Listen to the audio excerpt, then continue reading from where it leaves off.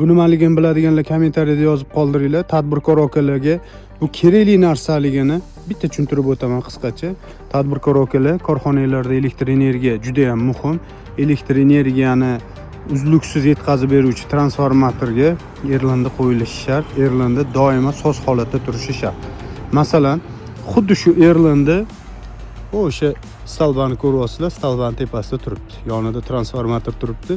Bu transformator moyini almashtirish kerak. Montajni ishlar paytida Irlandni o'chirganimizda Irlanda o'chmagan. Shundan keyin yangi Irlanda qo'yganmizda. Mana bu eskisi. Ko'ryapsizlar, ishlamaganda. Transformatorni o'chirish jarayonida Irlandni o'chirish kerak, tok kelmasligi uchun. Xuddi shunaqa nosoz holatda turibdi. Xudo xolasa Irlandni almashtirish, transformatorning moyini dalivka qilish yoki boshqatdan almashtirish kerak bo'lsa, transformatorni yangisini ustanovka qilish, undan keyin hujjatli ishlar kerak bo'lsa, pastda nomer qoldiramiz, telefon qilinglar. Elektr energiya bo'yicha hujjatli ishdan tortib 0 dan, xudo xolasa 99-urovinggacha kafolat bilan bitkazib beramiz.